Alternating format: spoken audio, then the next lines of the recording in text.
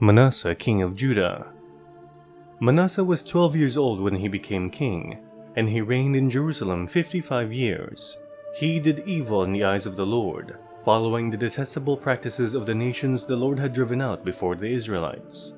He rebuilt the high places his father Hezekiah had demolished. He also erected altars to the Baals and made Asherah poles. He bowed down to all the starry hosts and worshipped them. He built altars in the temple of the Lord, of which the Lord had said, "My name will remain in Jerusalem forever." In both courts of the temple of the Lord, he built altars to all the starry hosts.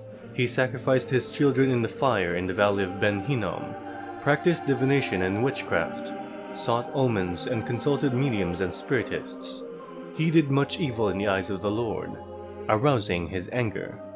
He took the image he had made and put it in God's temple, of which God had said to David and to his son Solomon, "In this temple and in Jerusalem, which I have chosen out of all the tribes of Israel, I will put my name forever. I will not again make the feet of the Israelites leave the land I assigned to your ancestors, if only they will be careful to do everything I commanded them concerning the laws, decrees, and regulations given through Moses." But Manasseh led Judah and the people of Jerusalem astray, so that they did more evil than the nations the Lord had destroyed before the Israelites. The Lord spoke to Manasseh and his people, but they paid no attention. So the Lord brought against them the army commanders of the king of Assyria, who took Manasseh prisoner, put a hook in his nose, bound him with bronze shackles, and took him to Babylon. In his distress he sought the favor of the Lord his God, and humbled himself greatly before the God of his ancestors. And when he prayed to him, the Lord was moved by his entreaty, and listened to his plea. So he brought him back to Jerusalem and to his kingdom. Then Manasseh knew that the Lord is God. Afterward he rebuilt the outer wall of the city of David, west of the Gihon spring in the valley, as far as the entrance of the fish gate, and encircling the hill of Ophel. He also made it much higher. He stationed military commanders in all the fortified cities in Judah.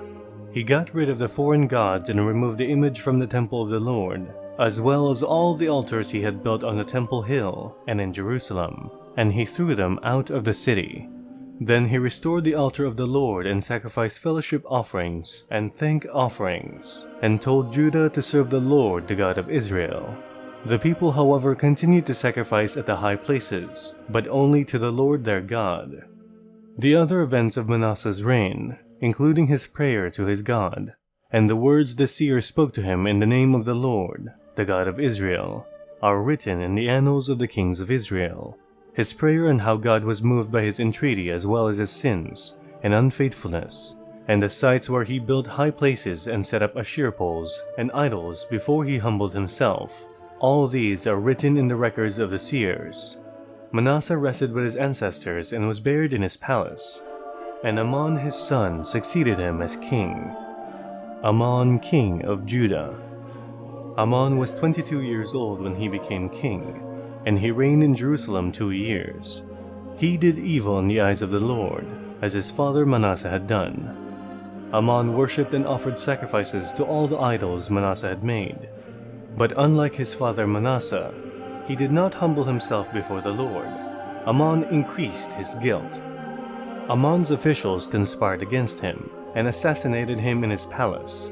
Then the people of the land killed all who had plotted against King Amon, and they made Josiah his son king in his place.